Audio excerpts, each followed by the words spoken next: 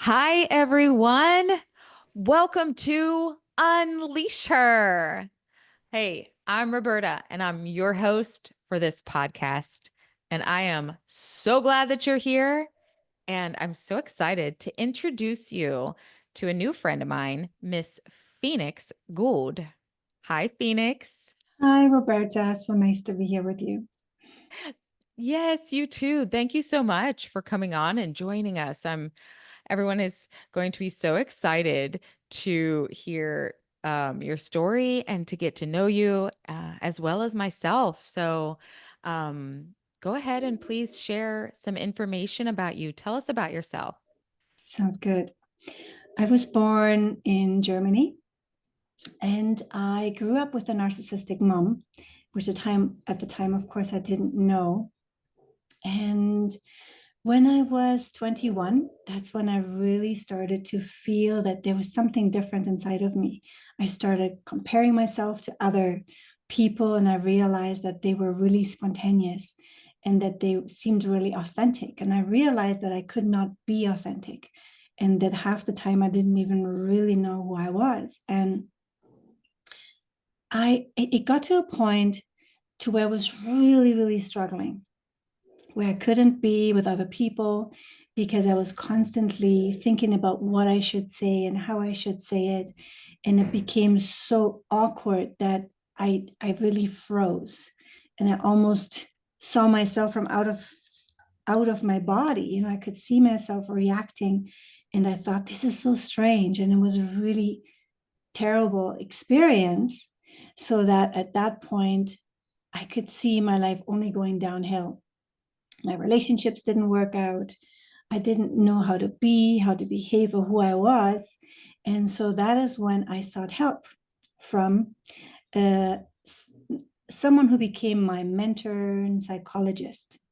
He was trained as a psychologist in the States. I lived in New York City at the time, but he was also trained as a shaman by his tribe from the age that he was 12. And so he merged those two ways of healing people, which was fascinating for me. And that really was the start of my journey to healing. Wow. What did you say that how old were you at this time? 21. Oh, Phoenix, that's like amazing. That's I'm sorry. Took me till I was like 50. I know. I feel so lucky, that I ran into him, that I Oh, found out about him. I really felt like life was being really kind to bring him into my life. And wow, I mean, that changed everything. For me, I think looking back now, I'm 52 now. So when I look back at that time, I realized that I was on the edge of having borderline personality disorder, or maybe I was already into it. I'm not quite sure where that line is, but I was struggling so much.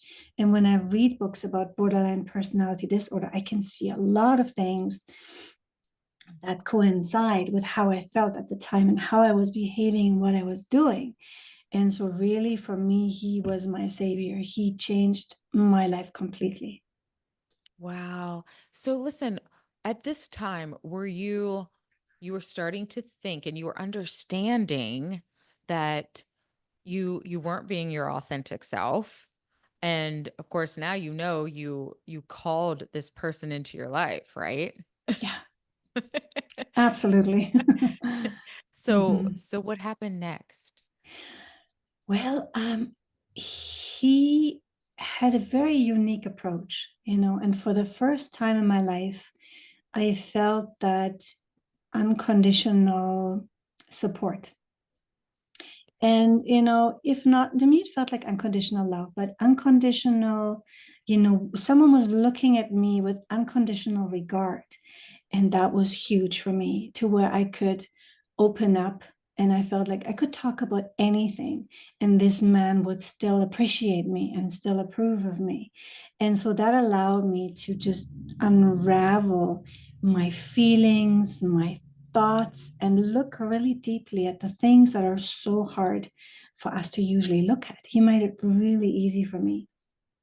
And he took me on a path to where, what I call now radical self-love, but in a very interesting way, to where he just got me to be so curious about myself and for my reasons of thinking and feeling in a certain way that always helped me to create empathy for myself.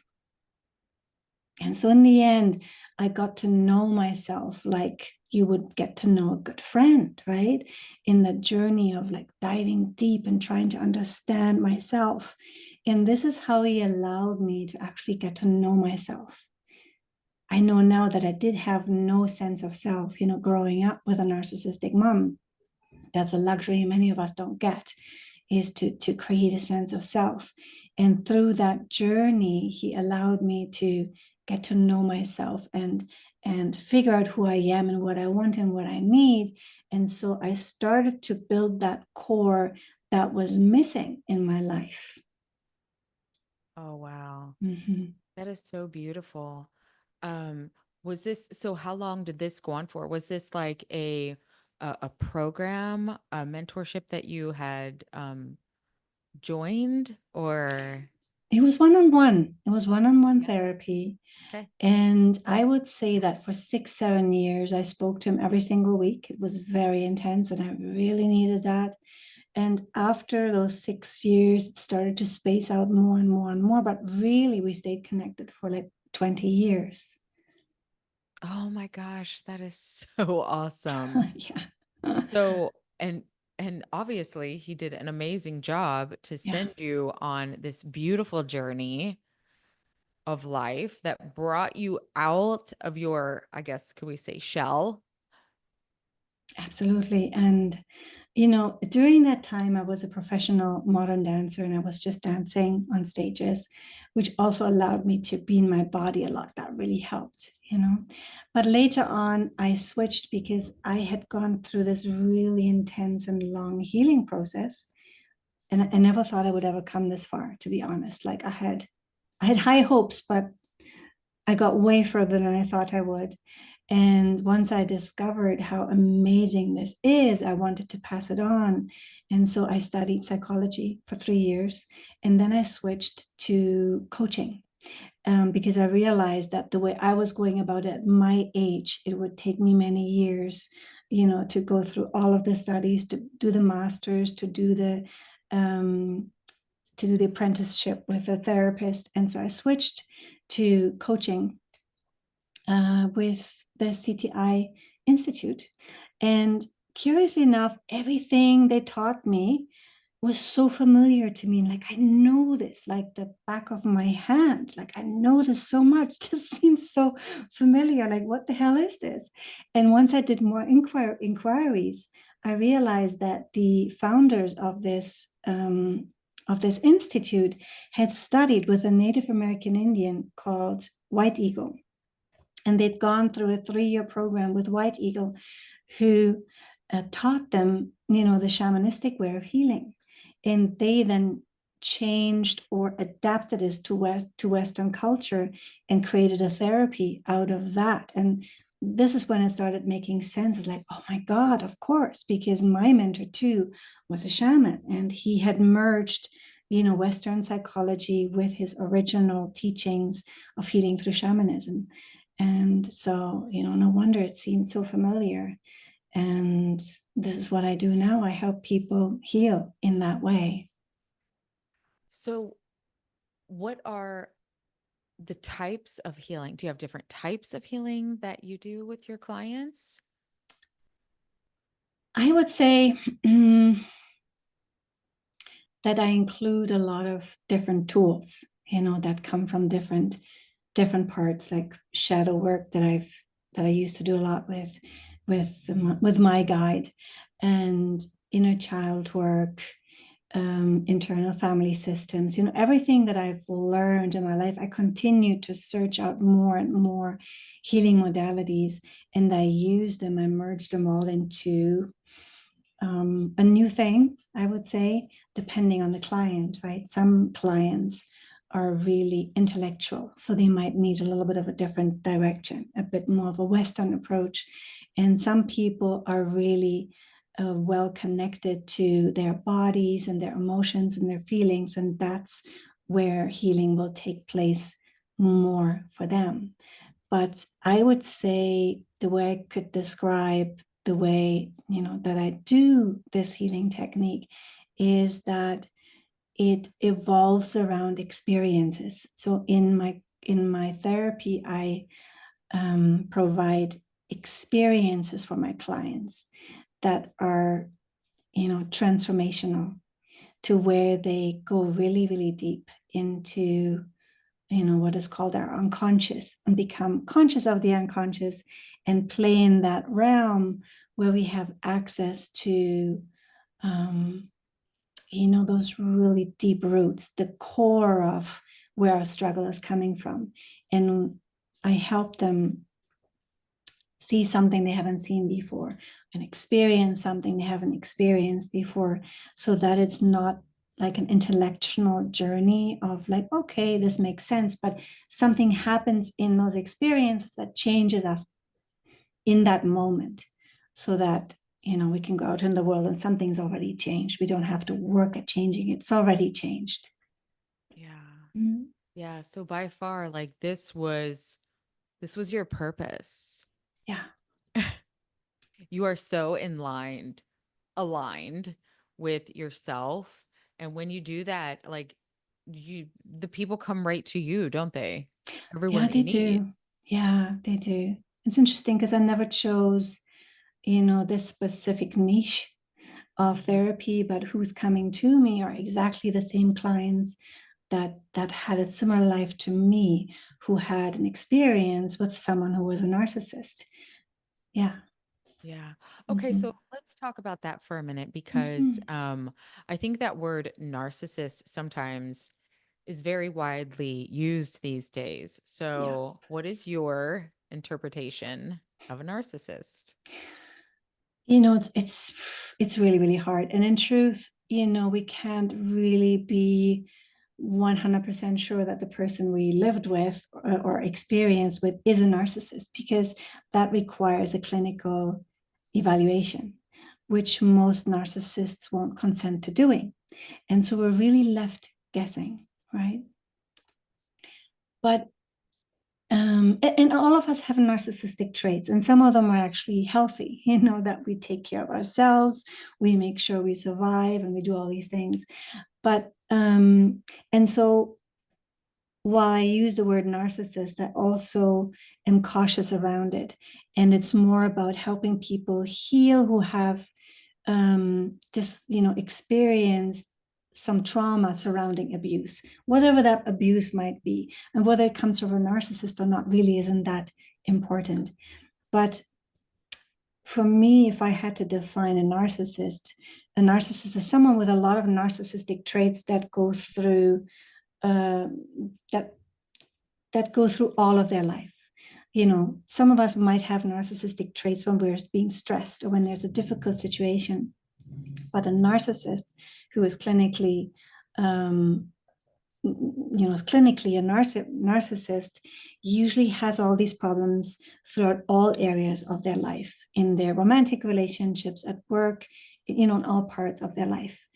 And I think what my definition of a narcissist is that they had some trauma in their early life, and they have developed coping mechanisms that help them to not feel the intense self-doubt and shame that they carry inside of themselves.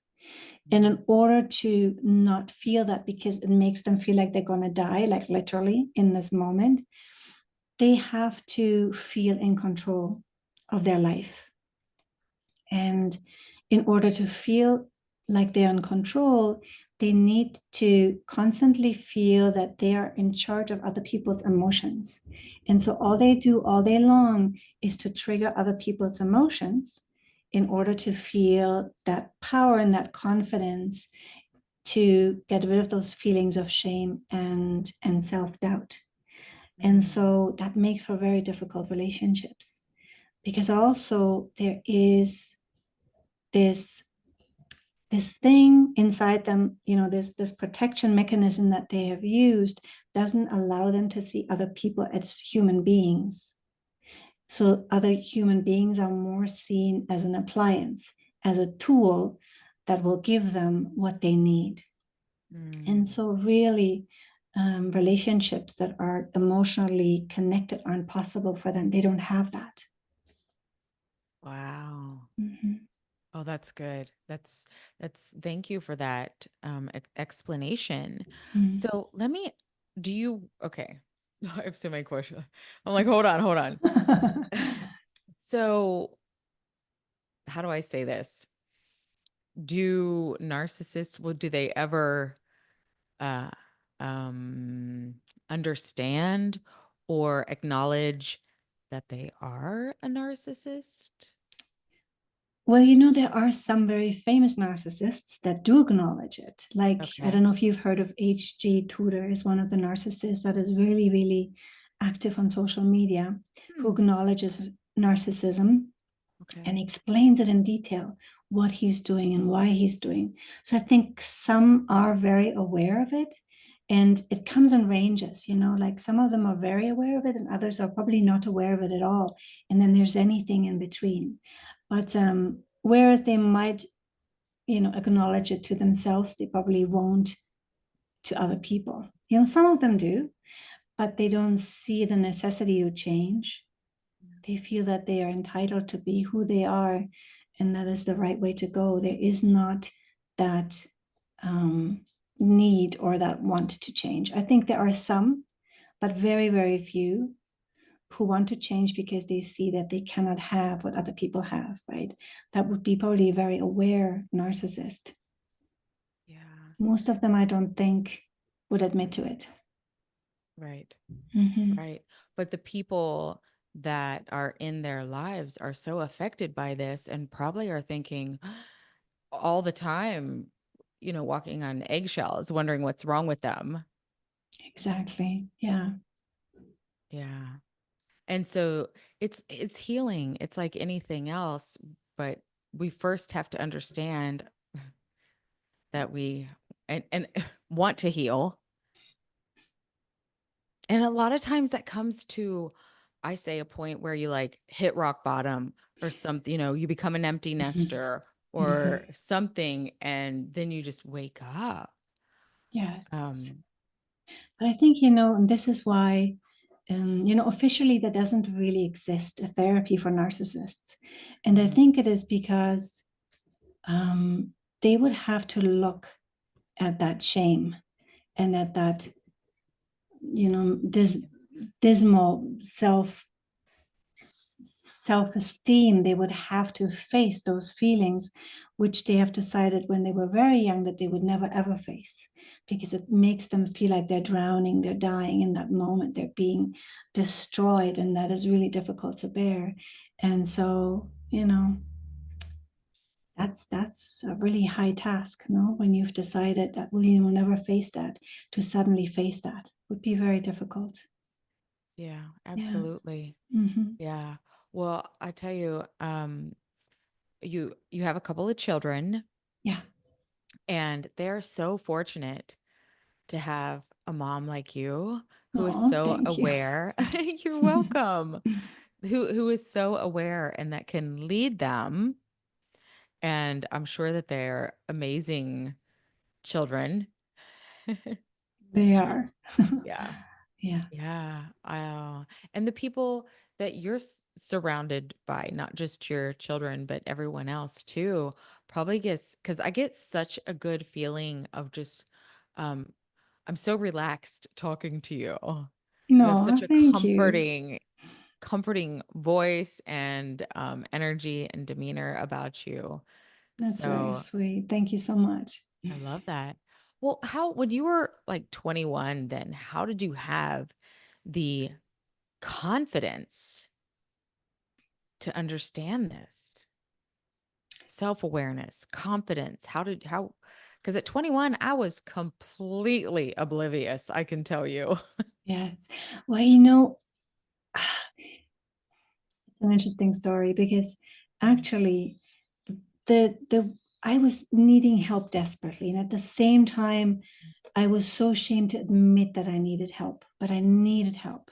And I was kind of, asking the universe for help. And it came to me in the only way that I could possibly accept it with this man, because I had an experience on a holiday shortly before I met this man, in where I encountered a spirit that was really negative, and I couldn't understand my experience. It was like a frightening experience, and I couldn't understand it. And I thought the only one that could probably understand it is a shaman, is a Native American Indian, because I knew they had some understanding of all of this. And so when I heard about this therapist, I went to him not to get healing in that sense. I went to him because I wanted to understand that experience. And I remember the first time I spoke to him about this experience, he had such an amazing intuition. He said, "Yep, I can help you with that, but I have a feeling that there's something that has to do with your mom." And I'm like, "I don't think so, but yeah, I'm open to it." And so because at this moment I still considered my mom to be normal. I didn't have another experience, right? For us, these experiences are normal.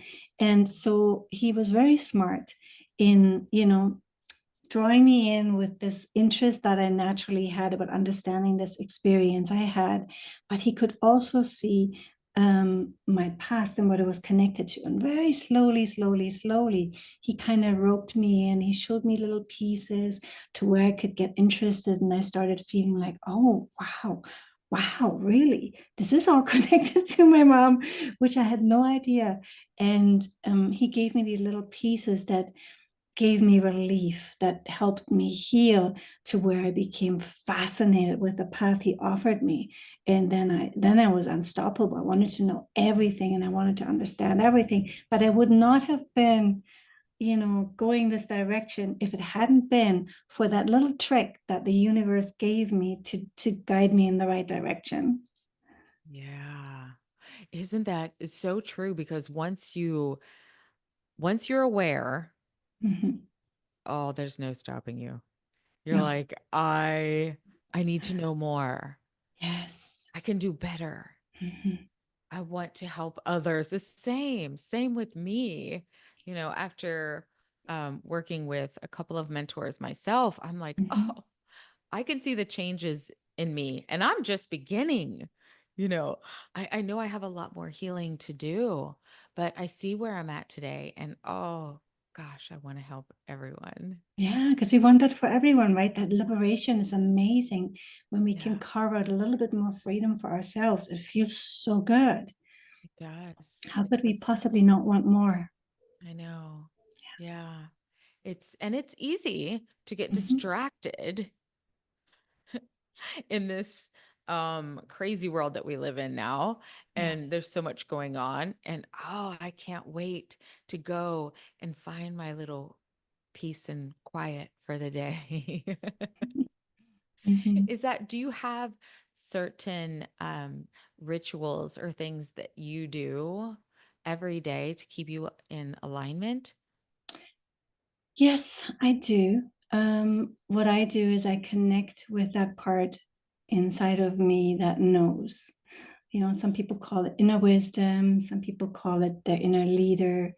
There's that part inside of us that's really wise and that knows us really well, and that always knows what we need and how to make the best decision. And I connect with that part of me every day. And once in a while, I add a little bit of yoga or meditation. Um, I could do more of that for sure. But what I connect with always is that part of me that is really curious and that wants to understand more, and the part that is that inner wisdom. So I can make the choices that really serve me and others. Yeah. Mhm. Do you dive into a lot? Well, you do a lot of research and a lot of studying. I'm sure you still do. Yeah, Reading. Do you like to read as I well? do. I do. Yeah. But my reading these past years, I have to say, hasn't been for leisure. When people ask me, which book are you reading? It's Yeah. always something to learn more, about Mhm. internal family systems or shadow work or inner child work or other modalities of healing that exist in the rest of the world, like prayer or Buddhist teachings, anything that could come in handy to expand me even more. Yeah. Same with me. Yeah, same for you. Same. And it's so funny because I pulled this book back out, Have Living Untethered. No, but that sounds amazing. Living Yes. untethered. So I read it, I guess, a couple years ago. And I'm like, I think when I read it the first time, I was like, huh? I did not understand it at all. So just, I would say probably a year or two later, maybe even a year, it's totally different. It's, Interesting. yes. You're seeing it from a different point of view. Whoa. Okay. Perspective is everything. I'm like, oh, and it's Uh-huh. exactly what is happening in my life right now too. All of these Wow. things opening up, but they talk a lot about it's your I don't know if it's samskaras, if I'm saying that right. So it's all of the like programming, the things that we have put inside there, that we didn't let go of. And so it's brought up a lot of things for me. It's been Mm, very healing, very good. mm. And so, yeah, because we want to continue to just become better people, more giving. It's a Yeah. journey that never ends, I think. I've been doing this healing work for myself now for oof, 20, 30 years, and I still discover new layers of an old theme. It just goes deeper and then it goes deeper. And I think, okay, finally understand what love is, you know. And then all of a sudden there's a different layer. It goes deeper and like, oh, okay, so that is what love is. So how many layers are there? I don't know. I think it's an ongoing journey. And It it is. seems like you have gotten the taste for it as well. So that I don't think there will ever be an end. How could we not want to expand more? I know. That's right. And once we see other people, getting it too, it's so rewarding. Mm-hmm. I used to have a lot of anxiety and somebody said one day, because I mean, we know this, but until we hear somebody say it, it doesn't really register. But they're like, yeah, well, anxiety is living in the future. I'm like, Mm-hmm. duh. I mean, it was like, oh, well, yeah, it is. It's living in the future because I'm worried about, what's going to happen. Could this happen? It's always like, why are we doing that? Living in the present moment. So hard. Who would have thought it's the hardest thing to do ever is to live in the present moment? God, Uh-huh. right? I can do it for a while and then, Mhm. you snap back, but you do. It is an awareness thing and I'm so grateful um to have this and I'm so grateful to for you. And I do have a question for you. Go for So, it. Phoenix, is that your birth name? Nope. I was like, okay, hold on. I changed my name three Okay. times. And well, two times. My birth name is Antje. And when I moved from Germany to New York when I was 21, no one could pronounce it. And I changed it to Anna. And I realized in that moment as well that interesting, by changing my name, I can now discover who Anna is. And I'm less detached from Antje. Like all of that is now belongs to Antje. And Anna's just starting. Wow, who is Anna? And and then I realized also through that meeting my mentor that in Native American Indian traditions, people change names. Every so often they will have different names at different periods of their life. And it started making sense to me because as Anna and as being surrounded by people who had no clue who I was, I could much easier become a different person. And I changed to Phoenix about 5 years ago now because I was looking, I had become a therapist, and I wanted to find a name for my company.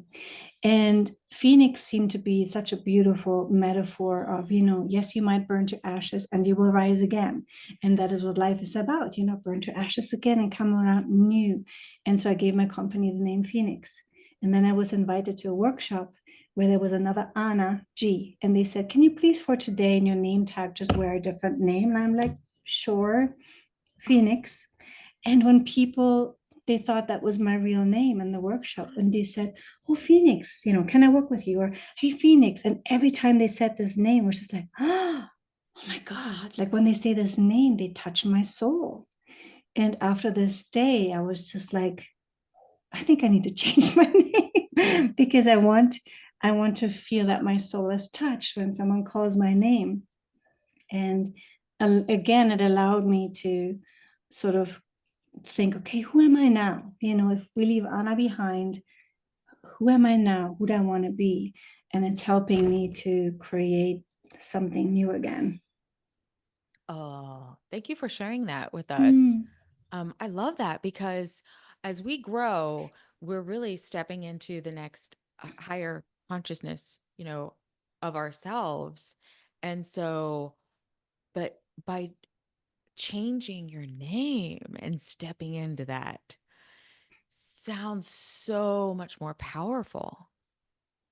yeah, I can't describe exactly what it is, but it is. I felt it instantly when I changed my name the first time, and I felt it again when I changed it this time. It creates, I don't know, there's a magic to it somehow. Oh, I love that. Okay, I got to think about this then. Let me tell you, it's a lot easier to change your name if you actually also move, because it's very difficult for people who know us really well to change the name, right? And I was Yes. lucky that 3 years ago I moved again when nobody knew me, and I just let them know my name is Phoenix, and they assumed that was it, and that's, Mhm. so it was easy to switch. Right. When I go back to my old places, there's a lot of resistance, Yeah, understandingly right. so. Yeah. Absolutely. I love that. Um, so is there anything else you want to share? Mm, Um, and there was something, a link that we wanted to leave to. So tell us right, about that too. yes. Okay. So maybe I want to just, if we have a little bit of time, I'll try to talk about this very shortly. It's one of my most favorite themes, but I'm Okay. going to try and sum it up, which is radical self-love. Hmm. And you know, we know instinctively and through many books and everyone else that what we really need to do is love ourselves. Hmm. But how the hell do you do that, right? It's very hard. Like, how do you get to self-love, especially of those places which you don't love? Yeah. And so I had a very interesting experience to where it feels like I got a download of some knowledge of radical self-love, to where um in radical self-love we get to love all the pieces of ourselves. The not knowing how to love ourselves, we get to unconditionally love that part that doesn't know how to love ourselves. We also get to unconditionally love the part that wants to know how to have that love, right? And so we can include everything in radical self-love: hate, anger, confusion, depression, and all kinds of thoughts. And it doesn't mean that we approve of them and say, yes, go ahead, run the show. It's just that in radical self love, in this moment, we allow that piece of us to feel and think whatever it does. Hmm. Of course, you're sad. I get it. Um, from where you come from, and this makes you sad. You're allowed to feel sad. That's okay. I'm here. That kind of unconditional love means that that part doesn't have to change in this moment. And I discovered that something kind of magical happens when we do that, is that that part starts to relax and go, oh, I'm seen, I'm heard, I'm understood. And then it can relax and it lets us decide what we want to do, but not before we've given it that approval to feel what it feels, to think what it thinks, to want what it wants, to reject what it rejects, when we can find an understanding for those parts of us, something happens to where we come to peace. And then, radical self-love is the understanding that we can hold all of those parts at the same time in love. We don't have to pick and choose between, yes, I'm going to approve of this thought, and I'm going to approve of this feeling, but not of that one. We can actually, from moment to moment, give permission to each of these parts to just exist. And then everything goes like, and we're in a moment of peace. And that's when we can then decide, okay, I want to learn how to be like this, or I now understand this. So actually now the anger somehow has disappeared and I can move on over here. Like it starts to help us to put the puzzle pieces into place, to a place of calmness.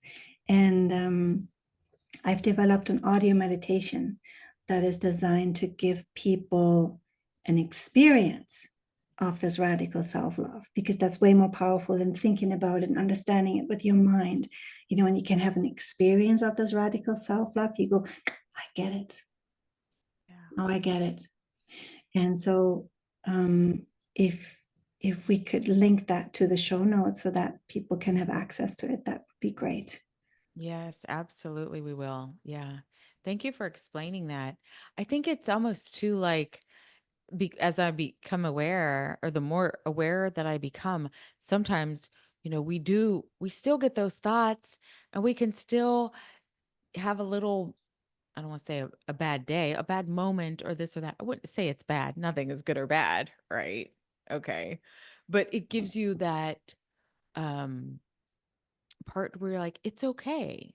I'm not going to beat myself up because I thought this way, or said this, or did Mm-hmm. this. I love Mm-hmm. that. And Yeah. that's what it is. Yeah. And we're humans. Of course, we will have all thoughts. We all have thoughts of jealousy, hate, anger, all those things that we think we shouldn't have, but we're human beings. Of course, we have them.